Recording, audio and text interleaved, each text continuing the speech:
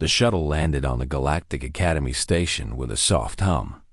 The doors opened and out stepped a young man with black hair and calm, dark eyes. His name was Park Taiho, and he was the first human to ever study at this place.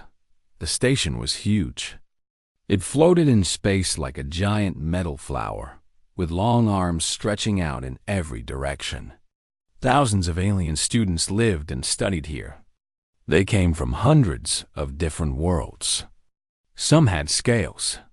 Some had feathers. Some had no solid body at all. But none of them had ever seen a human before. Taiho walked through the arrival hall carrying only one small bag.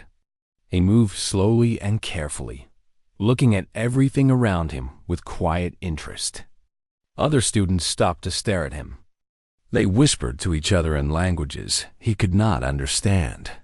Some of them backed away when he passed. He did not blame them. He knew what the galaxy thought about humans. His species had only been discovered 10 years ago. Earth was far away, on the edge of the galaxy where few ships traveled. When the first alien explorers found humans, they did not know what to make of them. Humans were soft. They had no claws, no armor, no poison. They seemed weak, but then the explorers learned about human history. They learned that humans were hunters who never stopped chasing. They learned that humans could run for days without rest. They learned that humans had fought and killed creatures much larger than themselves, not with strength, but with patience and will. The galaxy decided that humans were dangerous, not because they were strong, because they did not give up. Taiho reached his assigned room and pressed his hand to the door panel. It slid open with a soft sound. Inside, someone was waiting for him. The creature standing by the window was tall and thin, with 4 eyes and skin that shifted colors like water. It had long legs built for running and hands with too many fingers. This was a Valkyrie, a species known for being nervous and quick. They were prey animals on their homeworld, always watching for danger. The Valkyrie's name was Rilo, and he was Taiho's new roommate. "Hello," Taiho said. He kept his voice soft and his movements slow. He had been taught how to act around prey species. "I am Taiho. It is nice to meet you." Rilo's 4 eyes blinked one after another. His skin flickered between blue and yellow, which Taiho guessed meant he was nervous. "You are the human," Rilo said. "I volunteered to share a room with you." "Science. I study other species. I wanted to observe you." "That is fine," Taiho said. He put his bag down and sat on the empty bed. "You can ask me questions if you want." Rilo moved a little closer, but not too close. "You do not blink very much," he said. "Your eyes stay open for a long time. It is strange." Taiho realized he had been staring. On Earth, this was normal. Humans watched things carefully, but he could see that it made Rilo uncomfortable. "I am sorry," he said. "I will try to blink more." "Why you do that?" Rilo asked. "Why do you watch things so closely?" "It is how we hunt," Taiho said simply. "On my world, my ancestors would follow animals for many days. They would watch and wait. The animal would run, but my ancestors would keep walking. Eventually, the animal would become tired and stop. Then my ancestors would catch it." Rilo's skin turned pale gray. "You walked them to death?" "Yes." Taiho saw no reason to lie. "We are not fast. We are not strong. But we do not stop. That is our gift." The Valkyrie was quiet for a long time. "Finally," he said, "I think I understand why everyone is afraid of you." The next day, Taiho began his classes. The academy had placed him in a special program for studying alien life forms. His main class was called Advanced Predator Studies. It was taught by the only other human on the station. Her name was Yuna. She was a few years older than Taiho, with short hair and sharp eyes. She had come to the academy as a researcher and had stayed to teach. When Taiho walked into her classroom, she looked at him for a long moment. "Sit in the back," she said. "Watch and learn." The classroom was large, with seats arranged in a circle around a central space. Other students were already there. Taiho saw insect-like creatures called chitin, with hard shells and clicking legs. He saw amphibious beings called mora, whose bodies could change shape and color. He saw more Velkari, including Rilo, who had chosen the same class. Everyone gave Taiho extra space. No one sat within 3 seats of him, though Professor Yuna stood in the center of the room and pressed a button. A holographic image appeared in the air. It showed a creature that made Taiho's breath catch in his throat. The thing was massive. It had 6 legs and a body covered in black armor. Its head was mostly mouth, and that mouth could split open into 4 separate jaws. Each jaw was lined with teeth that looked like broken glass. "This is a shadow maw," Professor Yuna said. "It comes from a death world called Korax 7. It is one of the most dangerous predators in the known galaxy. It can survive in almost any environment. It can see in complete darkness. It feels no pain, and never stops hunting once it has chosen its prey." The students shifted nervously. Even the chitin warriors looked uncomfortable. "We have a live one," Professor Yuna continued. "It is kept in the containment unit at the back of the laboratory. You will have the chance to study it up close during this course." Everyone turned to look. At the back of the room, behind a thick wall of glass and energy shields, something moved in the shadows. Taiho could not see it clearly, but he could feel it. Something in his old hunter brain recognized another predator. He did not look away. Professor Yuna noticed. She watched Taiho watching the cage, and something like approval flickered across her face. "The first rule of studying predators," she said to the class, "is to never forget what they are. They are not evil. They are not cruel. They are simply built to kill. If you remember that, you will survive this class. If you forget—" She let the sentence hang. Rilo leaned over to Taiho. His voice was barely a whisper. "Are you scared?" Taiho thought about the question. He could feel his heart beating a little faster than normal. He could feel something cold in his stomach. But his hands were steady and his breathing was calm. "Yes," he said honestly. "But that is okay. Fear is just information. It tells you to pay attention." Rilo's 4 eyes blinked. "That is a strange way to think about fear." "Maybe," Taiho said. "But it has kept my species alive for a very long time." In the cage at the back of the room, the shadow moved again. For just a moment, Taiho thought he saw 4 eyes gleaming in the darkness. Looking back at him, he did not look away. 3 weeks passed at the Galactic Academy. Taiho fell into a routine. He woke up early, exercised in his small room, ate breakfast in the dining hall, and went to his classes. He studied hard and asked many questions. Slowly, the other students became less afraid of him. Rilo was the first to truly relax around him. The Valkyrie had spent many nights watching Taiho sleep, fascinated by how still the human could be. Humans slept like they were dead, barely moving for hours. It was very different from Valkyrie, who slept in short bursts and woke at every small sound. "You trust the darkness," Rilo said one morning. "You close your eyes and believe nothing will hurt you." "On Earth, we are not prey," Taiho explained. "We had no reason to fear the night. We made fire to keep predators away. We slept in groups and took turns watching. Eventually, our brains learned that sleep was safe." "Incredible," Rilo said. "My people never sleep deeply. There is always part of our brain watching for danger." "That sounds tiring." "It is," Rilo admitted. "But it has kept us alive." The two of them had become something like friends.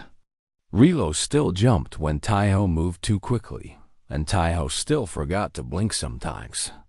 But they understood each other. They were both trying to survive in a galaxy that did not quite know what to do with them. On the day, everything changed. The class started like normal. Professor Yuna stood at the front of the laboratory, explaining how shadow moths hunted. She showed videos of them on their home world, chasing through dark forests and across frozen plains. The creatures were fast and brutal. They killed quickly and ate slowly. "Notice the eyes," Professor Yuna said, pointing at the holographic image. 4 eyes, each able to see different types of light. They can hunt in complete darkness. They can see heat. They can see movement that other creatures would miss.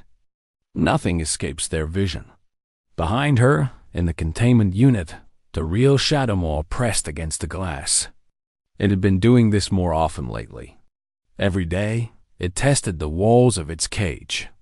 It was learning, Taiho noticed. He had been watching the creature carefully during every class. He saw how it moved when the lights flickered. He saw how it reacted to different sounds.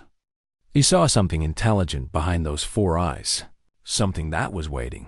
He thought about telling Professor Yuna, but before he could speak, the lights went out. Emergency red light filled the room. Alarms began to scream. The space station shook, and somewhere far away, Taiho heard the sound of an explosion. "Power failure," Professor Yuna said. Her voice was calm, but her eyes were worried. "Everyone stay in your seats. The backup systems will." The sound of breaking glass cut her off. It was a terrible sound. Sharp and final. Everyone turned to look at the containment unit at the back of the room. The thick glass wall had a crack running through it. As they watched, the crack grew larger. The energy shields flickered. Once, twice. Then they died completely. The shadow maw hit the weakened glass with its full weight. The wall exploded outward in a shower of pieces. The creature stepped through the broken cage and into the classroom. It was bigger than Taiho had imagined. The holographic images had not shown its true size. It was nearly 3 meters long, with legs as thick as tree trunks and jaws that could bite through metal. Its black armor gleamed in the red emergency light. Its 4 eyes swept across the room, looking at each student in turn. Then everything happened at once. Students screamed. The chitin ran for the ceiling, their claws scraping against metal as they climbed. The Mora changed color and dove under desks, trying to hide. A Volcari near the door simply collapsed, its body frozen with fear. And Relo, poor Relo, was standing right in the creature's path. The Volcari could not move. His prey instincts had taken over completely. Every part of his brain was screaming at him to run, but his body would not listen. He stood frozen like a statue, his 4 eyes wide with terror. The shadow maw saw him. Its eyes locked onto his trembling form. In the creature's simple brain, an equation was being solved. Frightened prey cannot run. Easy kill. It began to move toward Relo. Its 6 legs clicked against the floor like a horrible clock counting down. Each step brought it closer. Each step brought death closer. Relo watched it come and could do nothing. Taiho saw all of this happen in the space of 2 heartbeats. He saw his friend frozen in fear. He saw the monster approaching. He saw the other students running away. And he saw that no one was going to help. Something very old woke up inside him. Something from a time when his ancestors walked across endless plains, chasing prey that was faster and stronger than them. Something that had been passed down through thousands of generations. It was not anger. It was not hate. It was simply a decision. This creature would not have his friend. Taiho stood up from his seat. He did not run. He did not shout. He simply walked forward, placing himself directly between the shadow maw and Rilo. The creature stopped. Its 4 eyes focused on this new obstacle. It was confused. Prey did not walk toward predators. Prey ran away. "Taiho," Professor Yuna called out. "What are you doing?" He did not answer. He could not afford to look away from the creature in front of him. He kept his eyes locked on its eyes. He kept his breathing slow and steady. He kept his body still. The shadow maw studied him.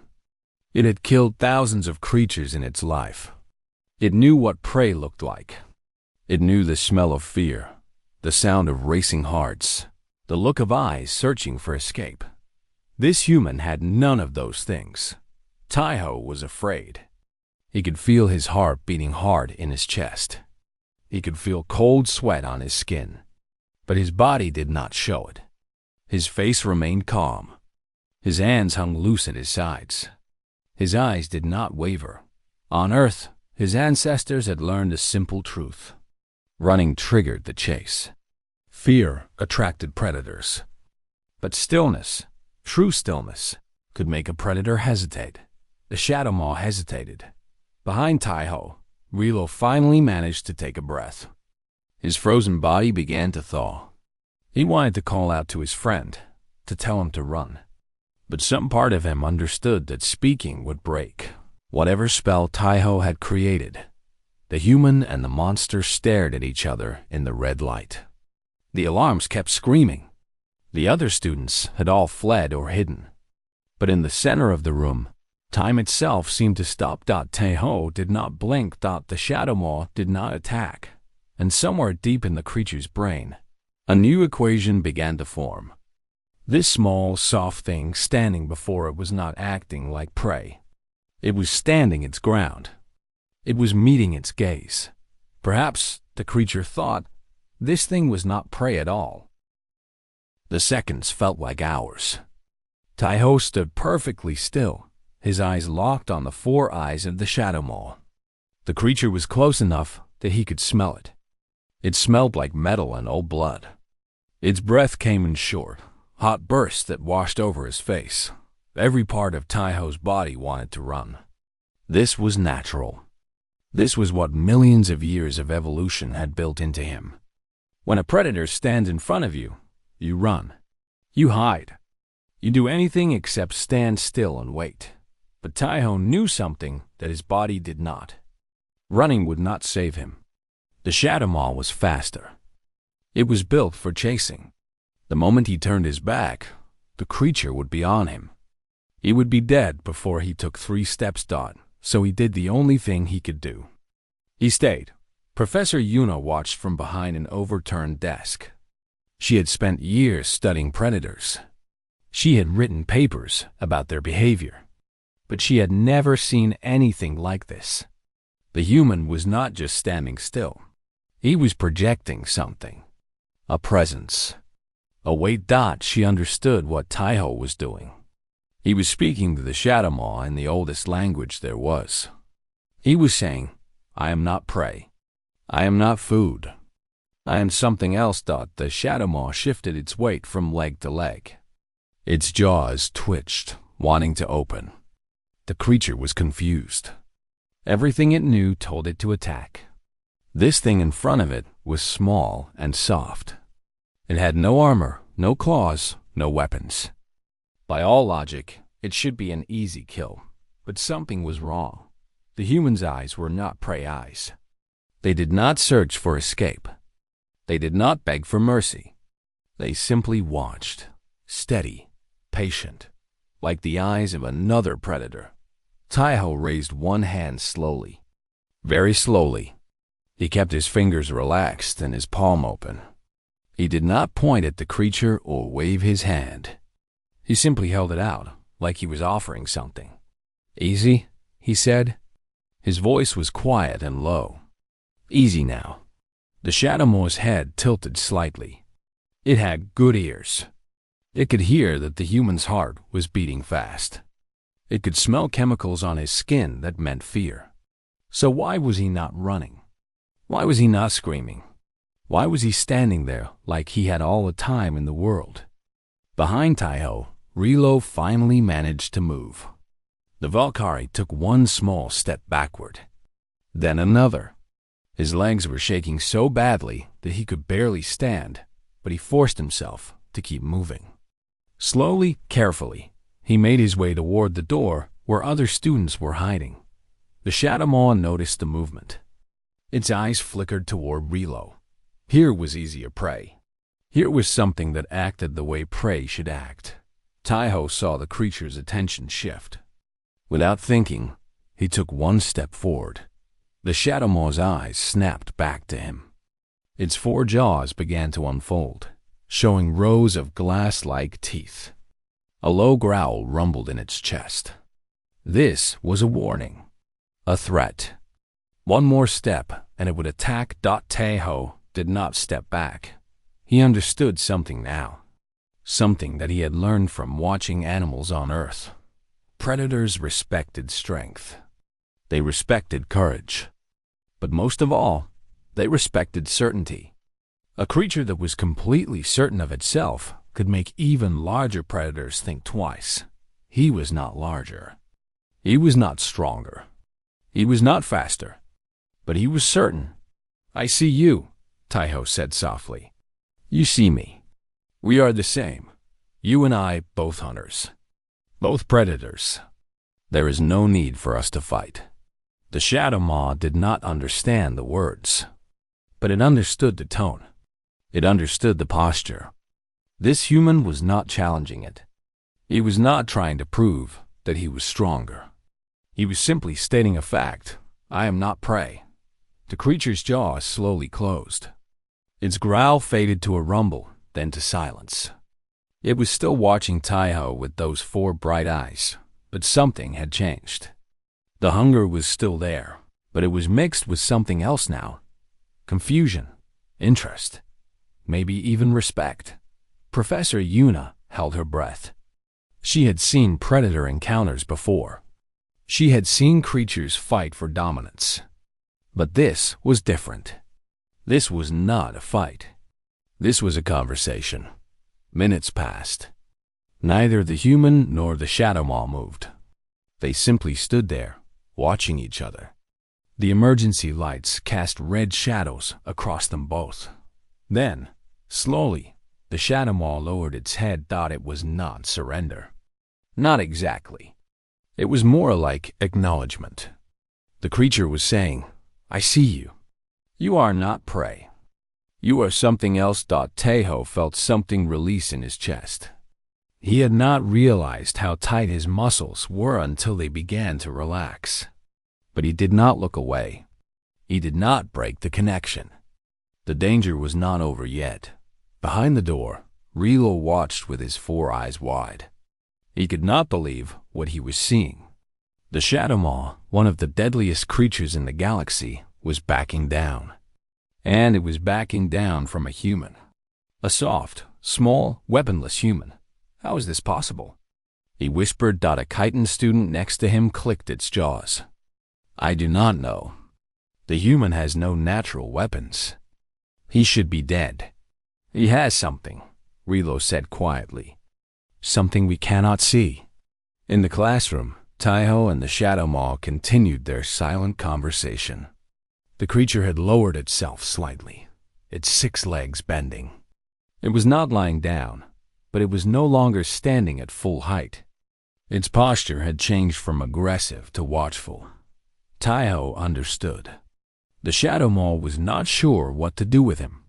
In its simple brain, there were only 2 categories for other living things: predator and prey.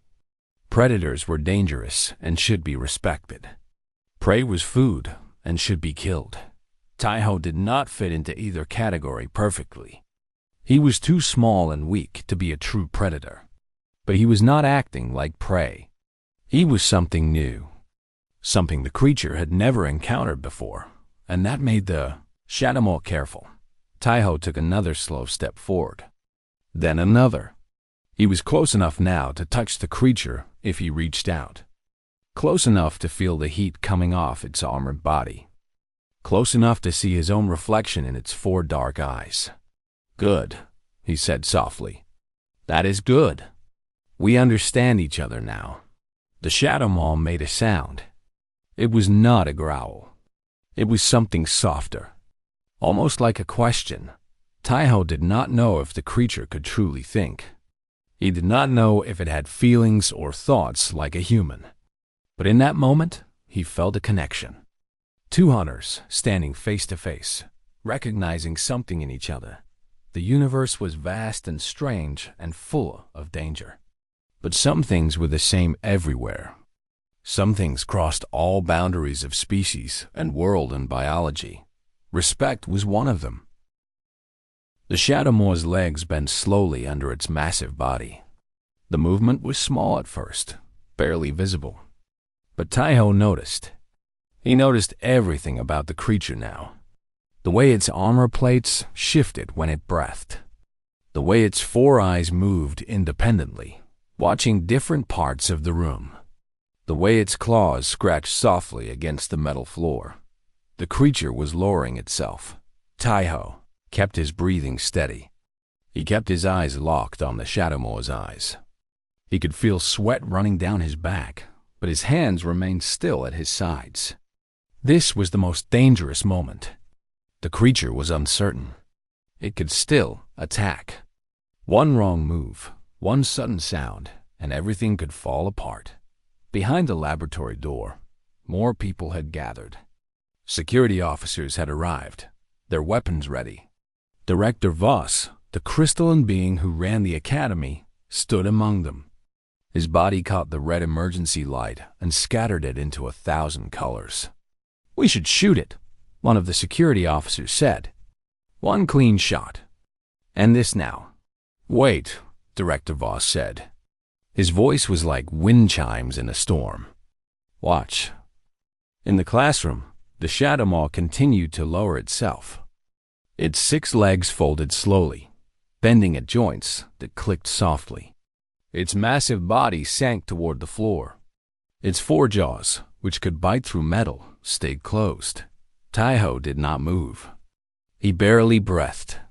He watched the creature submit with quiet amazement. On Earth, his ancestors had once done this with wolves. Thousands of years ago, humans had found wolf pups and raised them. They had shown the wolves that humans were not enemies. They had earned the wolves' respect. And eventually, those wolves had become dogs, partners, friends. Taiho did not think he could make the Shadowmoor into a pet. The creature was too wild, too dangerous, too different. But he could show it that he was not a threat. He could make it understand that there was no need for violence between them. The Shadowmoor's belly touched the floor. It lay there like a great black stone, its legs folded beneath it. Its head turned slightly, and it looked up at Taiho with those 4 strange eyes. Something passed between them. Not words, not thoughts, just understanding. Taiho let out a slow breath. His legs felt weak, but he did not let himself fall. Instead, he lowered himself carefully, bending his knees until he was at the creature's level. They were face to face now, close enough that Taiho could see his reflection in the Shadowmoor's dark armor. "Good," he said softly. "You did well. We are not enemies." The creature made that soft sound again. The almost question. Its antenna-like sensors twitched, reading the chemicals in the air around Taiho.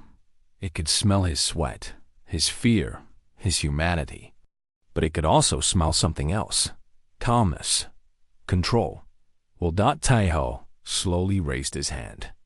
He moved it toward the creature's head, palm open, fingers relaxed. He did not touch the Shadowmoor. He simply held his hand near it, offering. The creature's eyes focused on his hand. For a long moment, nothing happened. Then, slowly, the Shadowmoor leaned forward. Its massive head moved closer to Taiho's palm. Its hot breath washed over his skin. It stopped just centimeters away. Not touching, just close.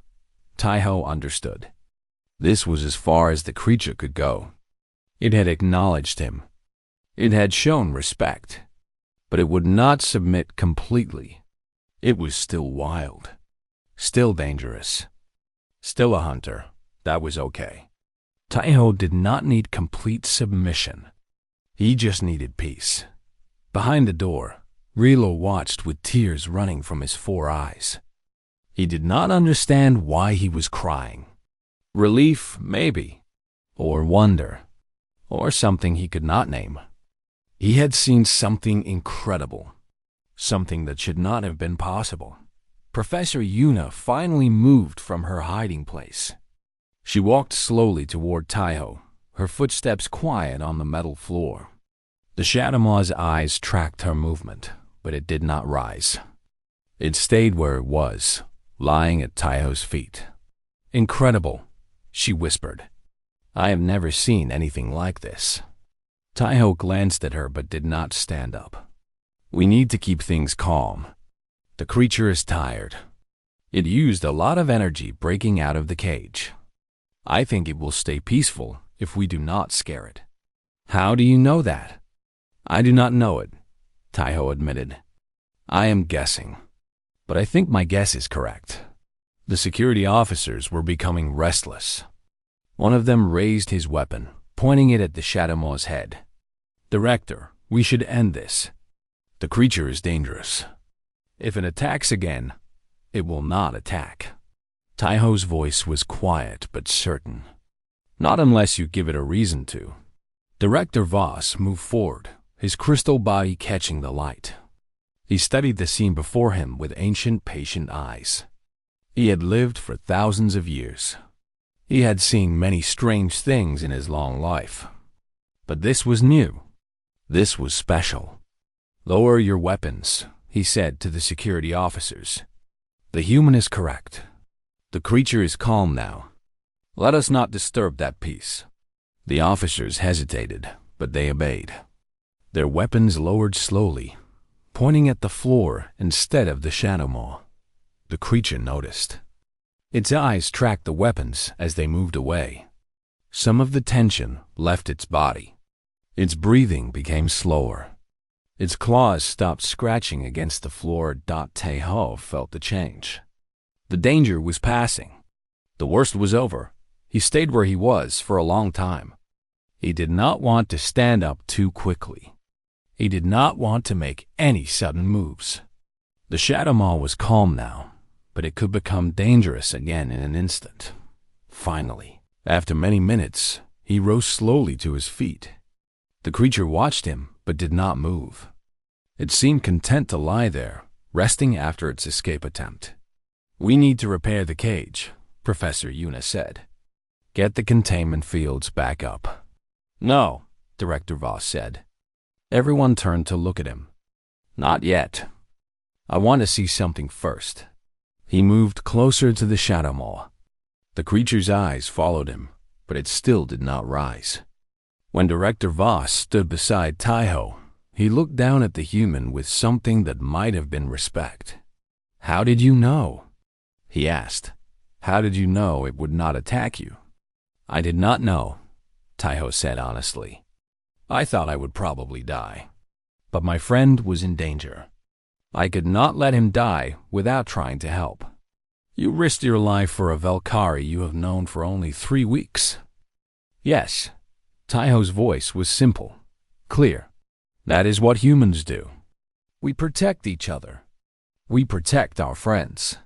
Director Voss was silent for a long moment.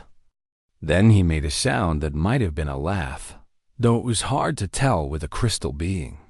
Perhaps the galaxy was wrong about your species, he said. We thought you were dangerous, predators, killers.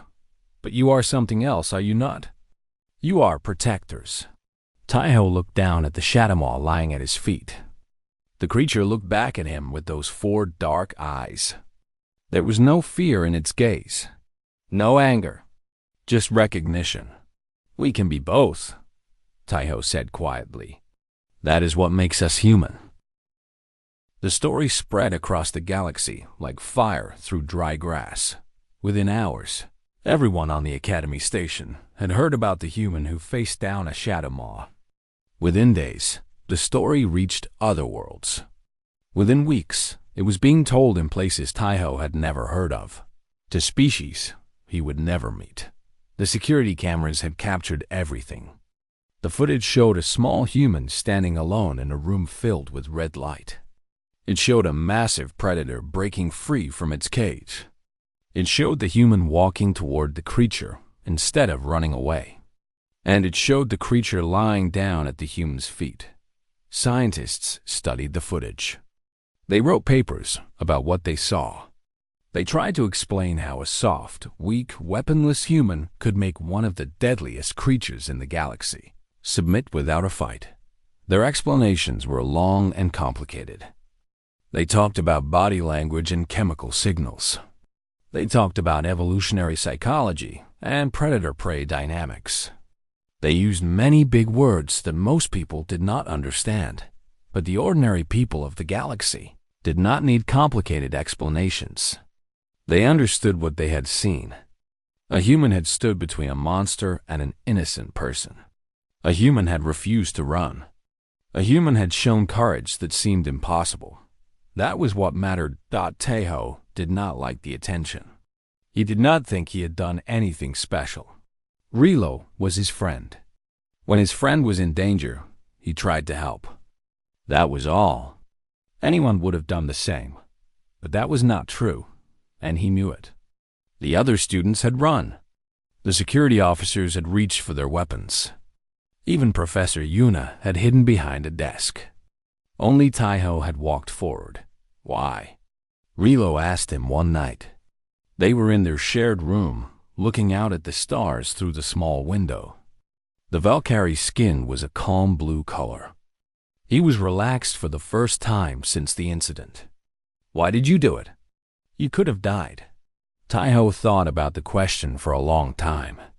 On Earth, he said finally, we have many stories about heroes. People who risk everything to save others. When I was young, I loved those stories. I wanted to be like those heroes. So you did it because of stories? No. Taeho shook his head. I did it because you are my friend. The stories just taught me that it was possible. That ordinary people can do extraordinary things if they have to. Rilo was quiet for a while. Then he said, I do not have stories like that. My people have stories about running fast, about hiding well, about surviving. Those are good stories too, Taeho said. Survival is important. Yes, but your stories are different. Your stories say that sometimes survival is not the most important thing. Sometimes there are things worth dying for. Taeho looked at his friend. The Valkyrie's 4 eyes were bright with something he had never seen before. Not fear, something else. Are you okay? He asked. I am changed, Rilo said simply. I cannot stop thinking about what you did. I cannot stop wondering if I could ever do something like that. You could. Anyone could. No. Rilo's skin flickered with colors. Not anyone. That is what makes it special. The weeks after the incident were strange. Taeho went to classes, but everyone looked at him differently. Some students were even more afraid of him now. If he could make a Shadowmaw submit, what else could he do? But others looked at him with something like admiration. Maybe even hope. One day, a group of young Valkyrie stopped him in the hallway. They were nervous, their skin changing colors rapidly. But they did not run away. We want to thank you, one of them said. She was small and young, probably a first-year student. For saving Rilo, he is famous among our people now. The Valkyrie who was saved by a human. He is my friend, Taeho said. I was just helping a friend. That is what makes it important, the young Valkyrie said. A human called a Valkyrie his friend. A predator called a prey species his friend. And then he risked his life to protect that friend. She paused. Maybe things can be different. Maybe predators and prey do not have to be enemies. Taeho did not know what to say. He had not thought about it that way. He had just wanted to save Rilo. But looking at these young Valkyrie, seeing the hope in their eyes, he understood something. What he had done in that classroom meant more than he had realized. It was not just about one human and one Shadowmaw. It was about what was possible. Predators could protect prey.